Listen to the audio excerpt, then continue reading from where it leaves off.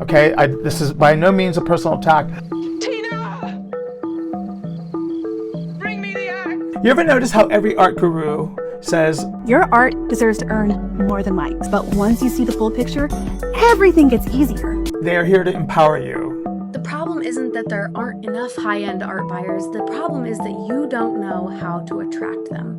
They're here to protect you. They're here to educate you. Artists, stop trying to sell your art in museums and galleries because, look, if you really want to make a full-time income doing what you love while also making the world a better place with your art, then doing things like posting all day on social media, trying to partner with galleries who are not the right fit for your art, or even trying to market online before you know who your buyers or investors are won't help you. So in this video, I'm going to teach you exactly how to position your art brand to appeal to wealthy buyers. And somehow they always end up with your money, your attention, and your self-doubt.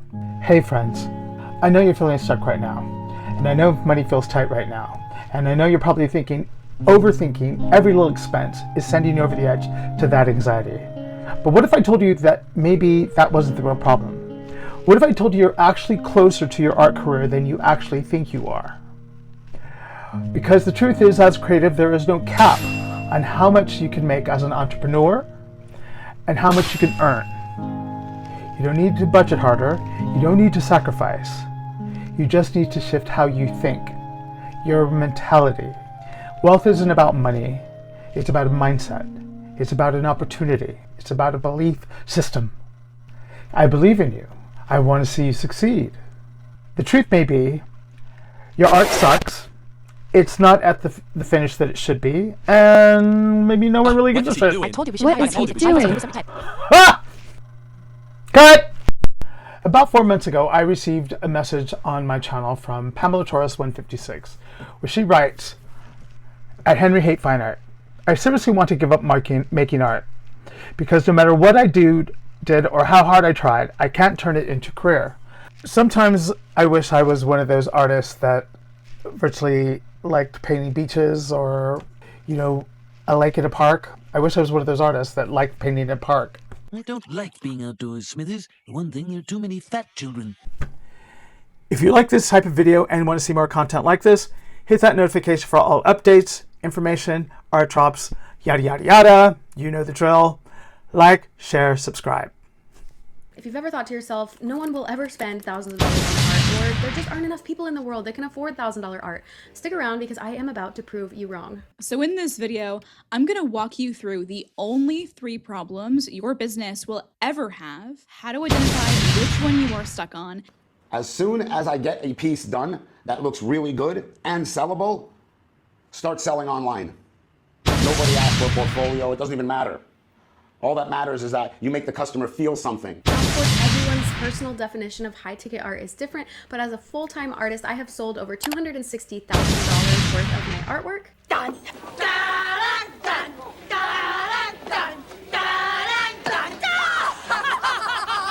You're tacky and I hate you. Hello everyone, what's up? What up? What up? What up is your cholesterol, bitch? Welcome back to my channel. If you're new here, I'm Henry Hate. I'm a multidisciplinary artist, hothead, troublemaker, visual rebel, blah, blah, blah. You came on a good day.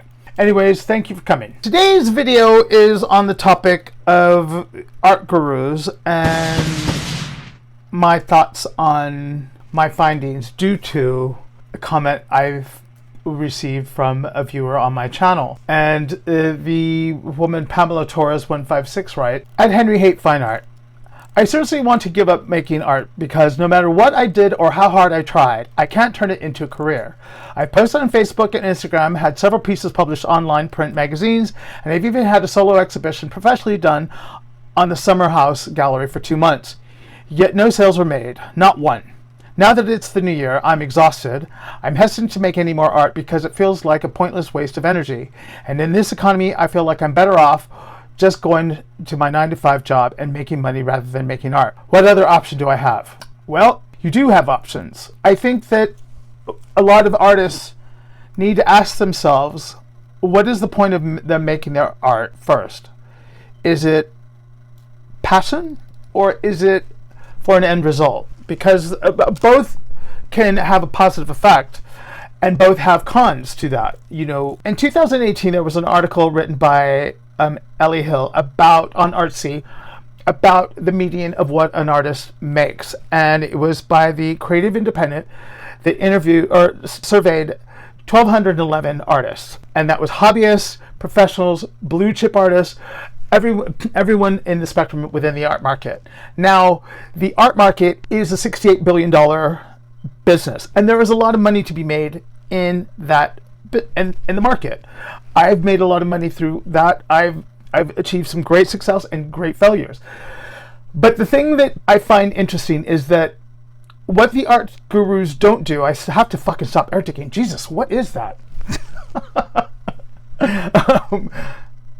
What art gurus never actually mention within their YouTube things is the risk.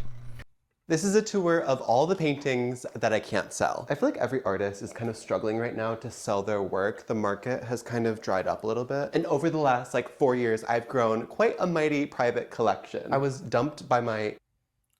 And it's no shade, they took a risk on me and they started representing me when I was in high school. And now my work is a lot weirder and gay and harder to sell, which I completely understand, you have to make business decisions. But since these pieces aren't on a wall, I thought that I could maybe do a show and tell chronologically. Guys, are you guys okay with that? And anyone who has had a business education, most businesses fail within the first 3 years. That is a fact. And you can throw money at something, but if it doesn't have all the right cogs and dotted I's and T's, wherever, and the dedication and commitment, the business will fail. And so this is where we're going to get into the whole... This video is going to be in 2 parts. So we're going to break down certain issues, and I'm going to give my feedback and my opinions. Now, these are my opinions, and I'm just showing statistics on this and my rebuttal to these comments. This isn't a personal attack. I'm sure that all these art to YouTube gurus have good intentions, but as the saying goes, all roads to hell are paved with good intentions. And the 57-year-old jaded, pickled artist you see before you, who's been at this 30 plus years, it's taken a lot of hits and misses for me to get where I'm at. But the same thing is, it can feel like you are Sisyphus rolling a ball of shit up a fucking hill. And what I'm going to do is take some of their advice, give my rebuttal, and then ask you guys to think for yourselves. Okay? This is by no means a personal attack. Tina! Bring me the axe! However, you guys know how I feel about art gurus. I hated her so much. It flames on the side of my face. So, let's begin. When I was a kid, I watched a Saturday morning program, and Deborah Harry Blondie came on, and she said the following. Did you know you were going to be a performer when you were in high school? Well, I wanted to be, but I didn't know if I would be. You mean you thought you wanted to be, though, yeah? Yeah, not really. But then how did you do it when you got out of high school? How did you make that entrance into the show business career? I moved to New York, and I just hung out with people that were musicians and artists and, stuff like that. And I just sort of inched my way into it. I felt my way into it. So in my head, that was, okay, hang out with weirdos, meet artists, writers, whatever. Just get into, a tribe of misfits and artists and figure. But at the time I was 12. So, I'd started to see art like Michelangelo's Leda and the Swan that virtually made me go, oh, because that was magic to me. There was this 2-dimensional picture that I knew that captivated me. And I wanted to know, how do you make something like that? The second one was Tom of Finland, but then because I was a child of the 70s and 80s, punk started to happen, and it was a DIY thing where you could make things yourself.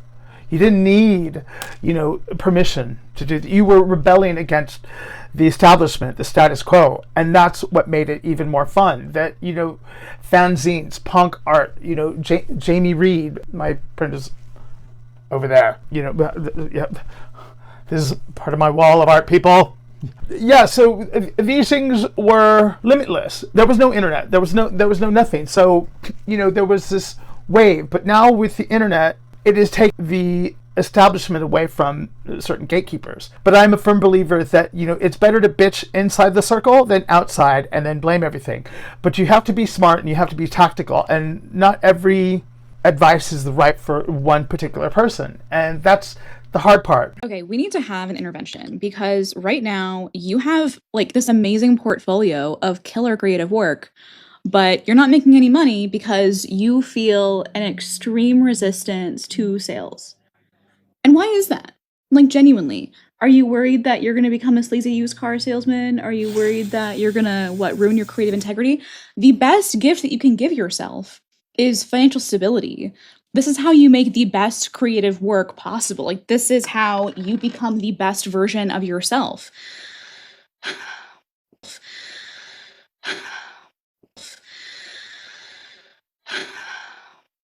She doesn't even go here. There is no room for this mentality in the new year. I don't want you to continue to hold yourself back like this. My issue with the Kelsey Rodriguez ad where she's put on the makeup and stuff, I'm trying to make light of this with doing the makeup submit, but I'm not apologizing for that, because I'm just a crazy bitch. There. But my issue with that particular ad is that the framing of that is that she's saying that, why don't you sell? Why don't you do this? Why don't you do that? Is this mindset that's holding you back? Yet her website, her shop, her content is primarily how to, do these things, when in fact she doesn't put her own practice, her own gospel into practice. Her art is in the background as a prop. The idea that financial stability equates to making the best creative work, I don't necessarily agree with, and here's why. One, I've always viewed money as a tool, as a means to get things. Does it bring happiness? Yes. Does it bring trouble? Yes. Can it get you in trouble? Yes. Now, I've never equated financial security or wealth as the end to a mean to bring me happiness. I look at money the same way I look at a paintbrush or a hammer or a drill. It is a tool. It is access to certain things. But in my own opinion, I know that when money has no intrinsic value, the things that bring me joy and happiness and creativity are the people around me that I show in my work, that inspire me to do my best creative work. It isn't money. That's why there's a running theme within my work that money is just a false god, if you will. Some people praise it, but I don't agree with that ideology. And the fact of the matter is, in this snippet, I think Kelsey is stating or implying that financial stability is ensured within your creative endeavor, be it art, writing, music, whatever. But the truth of the matter is, there is no guarantee of stability within the arts. It could end like that. And that's a gamble that we all take, whether established or not. And especially beginners. They can only hope. And here's the thing. I think that with these YouTubers, and I'm not just focusing on Kelsey now, I'm talking about all YouTubers and art gurus, that they sell hope.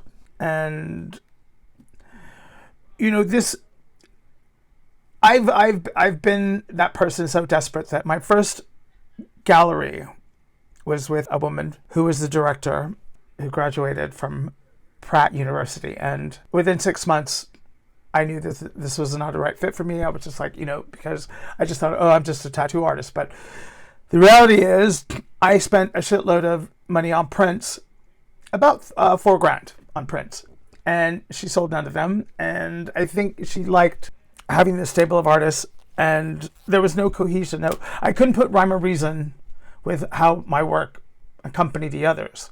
So to artists like Pamela, you have options. You have the option to do research, and you have to, for the most part, here's the fact, trial and error. Now, the Independent Creative did an analysis, and they found this saying, how are artists learning how to become financially stable? And in this data from the 1,211 artists, blue chip, emerging, hobbyist, and beginner, they virtually all stated factually, that 74% found that trial and error was the best way. Next to that, 67% was from observing or talking to their peers. Now, this is key for these two things. Normally, the core thing is that when you are influenced by artists, like I said with the Debbie Harry thing as a 12-year-old listening to this, that was the first lightning bolt. You know, hang out with artists, writers, weirdos, freaks, whatever, that within a tribe of scene to find these people that I could pick their brains at. Secondly, I wanted to emulate Andy Warhol, Joel Peter Witkin, Tom of Finland, Richard Prince, Ron English, Frank Kozik. These, because they came from the rock scene, as well as Cosi Fanny Tutti, who worked in the sex industry. These people virtually said, okay, to me, that there was a blueprint of how to package myself. The thing is, when I moved to London, I started hanging around and became part of the Satanic Cartoonists. It was kind of Europe's or London's answer to the Zap Comics group from the 60s and 70s. These were things that I sought to submerge myself into. And it is crucial for these two factors that no mentorship could actually help in, because essentially, I'm going to be frank, that I believe that mentors want to help you. However, I have found through my research that a lot of the advice is too simplistic, too standard, and I don't think they actually truly understand the art market in a sense of with galleries. I think they come for more of the creative economy. Now, that is just my opinion because of what I found, with this Alex Fedor saying that, using the anchoring of I've spoken at the Venice Biennale. Yes, you can speak at the Venice Biennale. Getting into the American or one of the national pavilions is a different story because they're curated and they pick one particular artist. And I've shown through It's Liquid, and there's a polarizing thing of, do you pay to hang? And at one point in my career, I was, especially with my first gallery. Yes, I would do anything because I just wanted to expand my breadth of work from tattooing into the art world. And I started to be merging more with the street artists, lowbrow, and virtually you can make a living and doing those things. Now, specific genre-specific art is crucial to how you market yourself. I don't think that, you should use the word niche.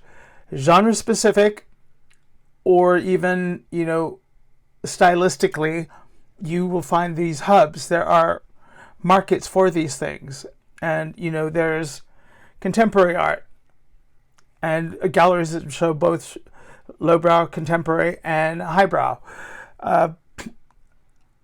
I've been fortunate enough to meet some of these people and stuff, but for me to get to that, it takes a long time. You need,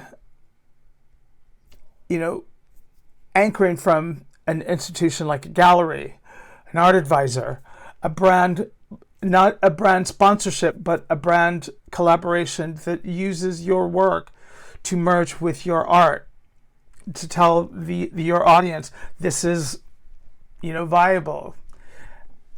A lot of these mentors don't do that. They show that a six figure has a hook. They frame that there's a mindset, and I get it. That it's a hustle, and I kind of relate it to the bottom bitch theory. That, and anyone who knows, it's what a pimp will use to exploit the emotions of a person to get financial gain. And the whole thing that I feel that is, you're the problem, you're the way of thinking, We just have to anchor this and change this for you. But within the what am I fucking trying to say? And this seems to be a consensus with a new creature that has been on the rise in the YouTube sphere and the creator economy, the art YouTube guru.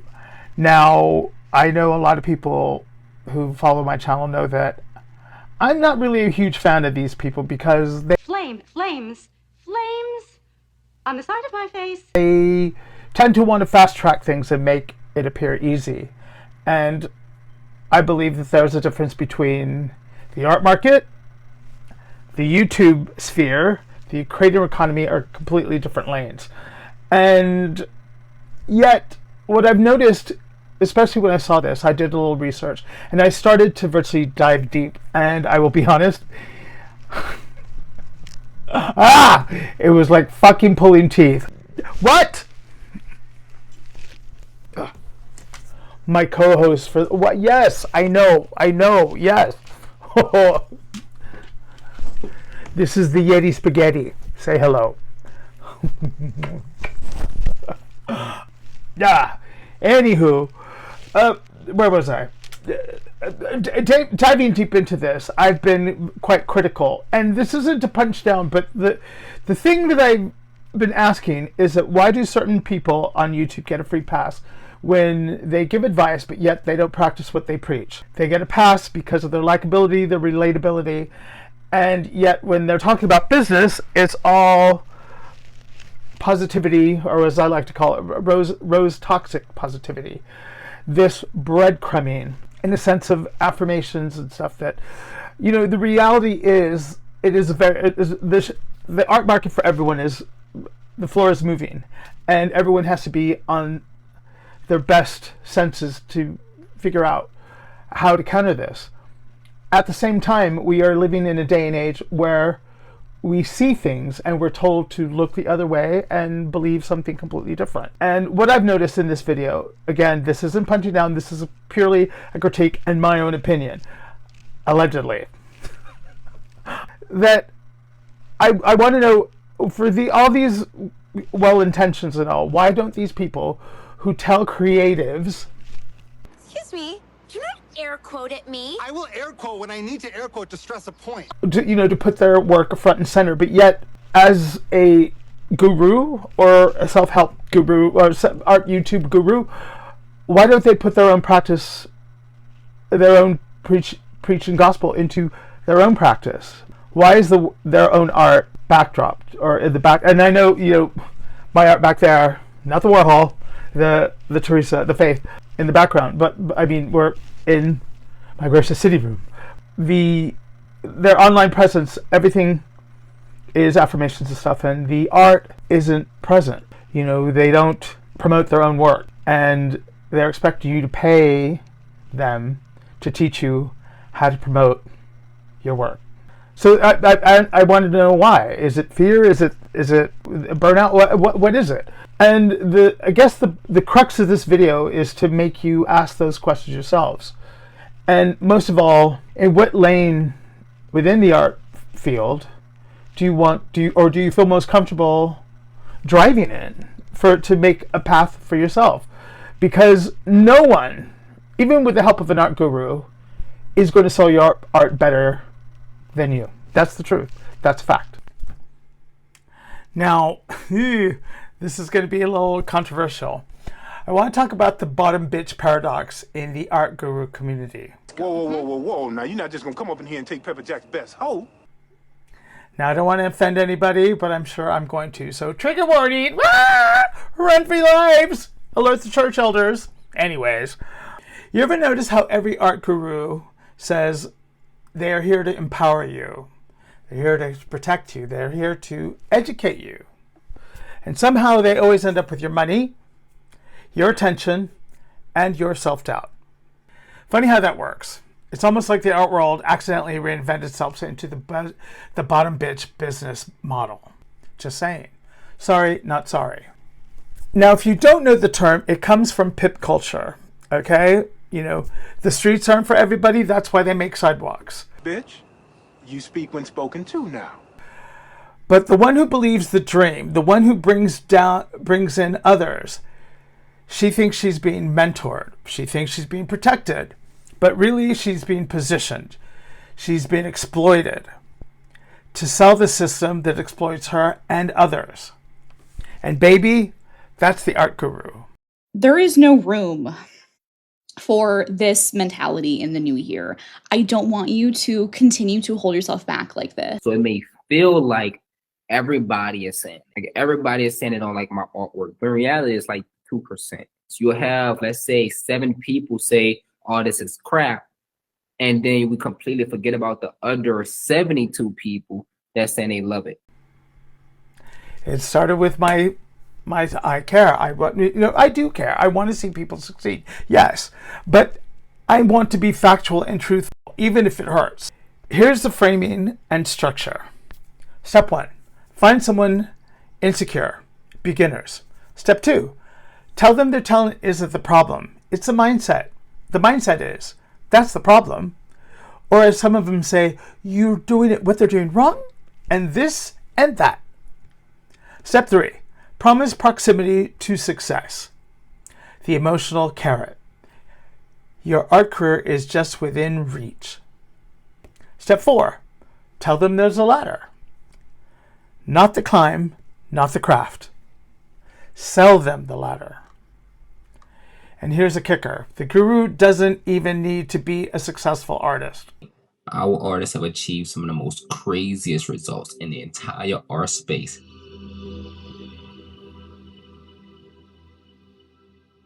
And the thing is, it's more than what I could ever imagine.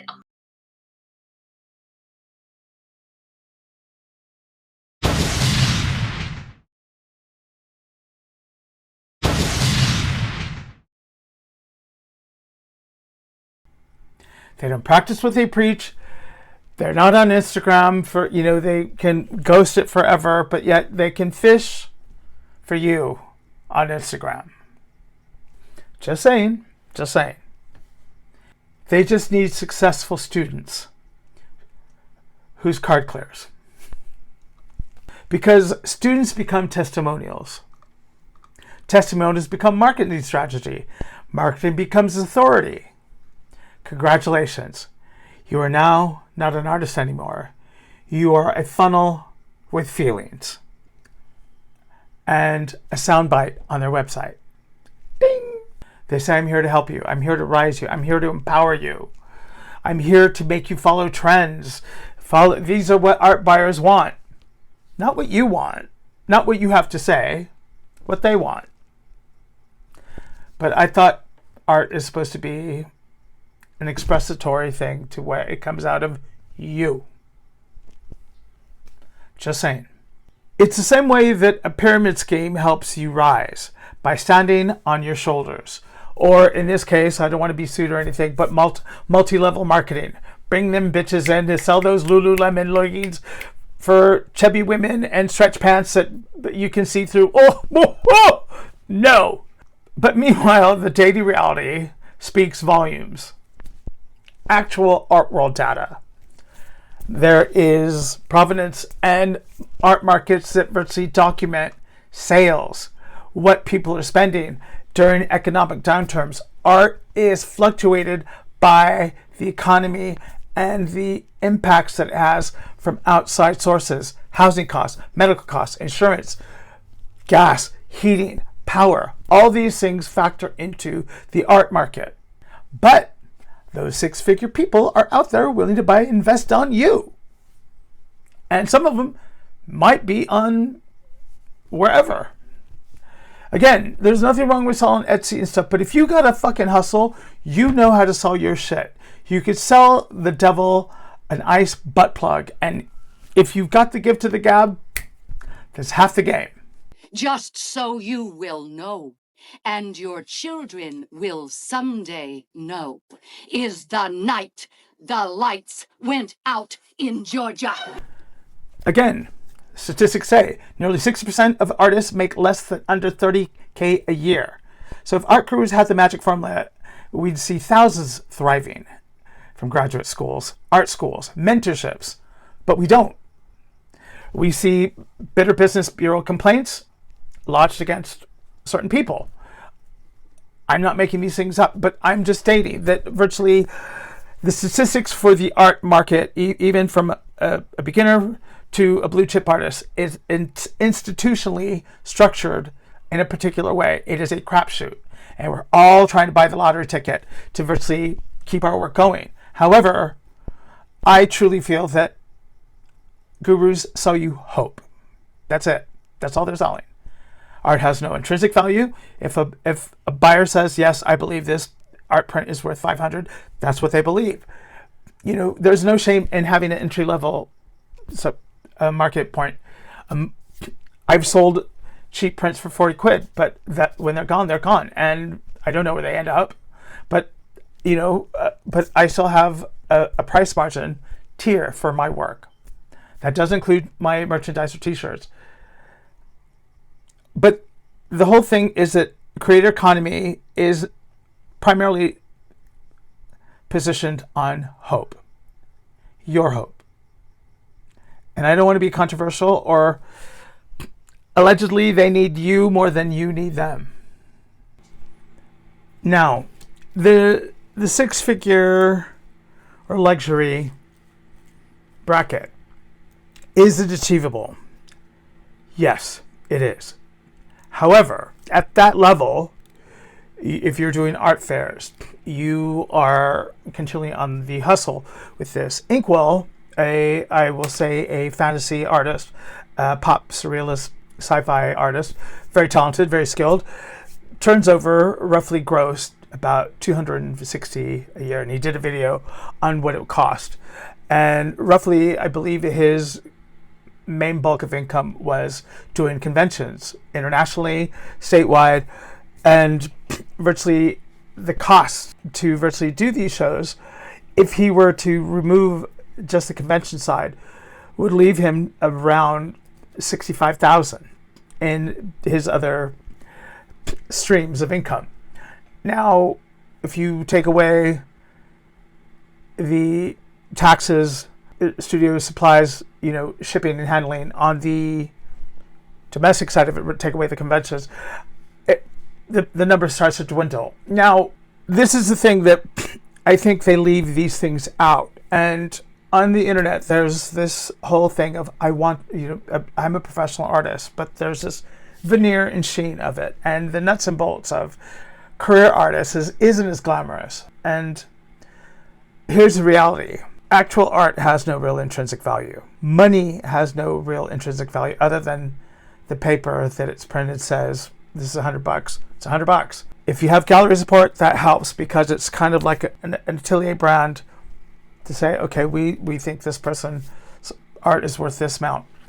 That doesn't guarantee that you would get, say, a $200 to $3,200 increase in your investment. The only artists that are making any kind of real, like, serious fucking money is dead artists. So, again, it goes back to the 1 or 2% that are just virtually keeping grinding at this. And it is a commitment.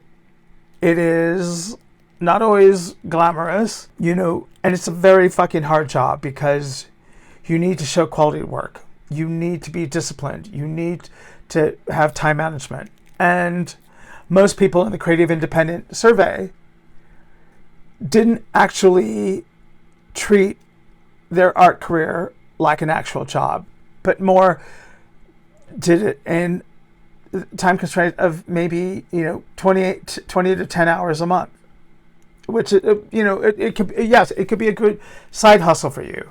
But then even doing local art fairs and stuff, or local exhibitions, if a gallery director sees you and thinks you have worth, my primary dealer, he took a chance on me. He didn't charge me anything. And I've been with him now for 16, 17 years. I entrust him implicitly. over the last 2 years, 3 of my long-term galleries have closed, and virtually dealing with my parents, that's kind of shifted everything, and virtually trying to figure out, okay, now shift this. I still have to hear no. And recently I received a rejection letter from the Billboard Collective of submitting an artwork to see if they would accept me. And again, you know, the Royal Academy of Art, it is a crapshoot, but I still do it. Why? Because I love it. It is what I know, and I know I'm going to eventually hit a yes. So, but tattooing saves me, graphic jobs save me, things like that. It is a grind, but when you're passionate about it, you could use your frugality or your frugalness to your advantage. Make your art supplies go bang for your, get more bang for your buck. You are forced to learn how to make your creative dollars go further. But Pamela, you showed up. You're doing the work. Most people give up before it happens. You get points for that. It'd be a shame that your eye for color, your choice of patterns really virtually are eye-catching. I would virtually, those are your strengths. I would say, again, repeat, streamline, and then add another third element. Get some harmony, uniformity. You'll get there. But you just virtually, I gave you a list of people to look at to kind of put the clown ship into, but again, streamline, edit, repeat, and make something that is so undeniably you. And that goes for everybody watching. No one can take that away from you. Make something that is undeniably you, not them, not a trend. Trend is the final phase before tacky. So there you go. You keep at this, your work will evolve, streamline, edit, and not be perfect, but it will be more streamlined, more presentable to a higher bracket spender. I'm almost sure of that, because you'd be surprised. But again, thank you for watching. If you like this video, leave a like, a comment, subscribe, hit that notification for all updates, and I appreciate you watching. Be kind to yourselves, be good to each other, keep creating, just fucking make the goddamn art, people! It's not a mindset, it's just fucking, pull that stick out of your ass and get with a paintbrush. Chop, chop, psh, psh.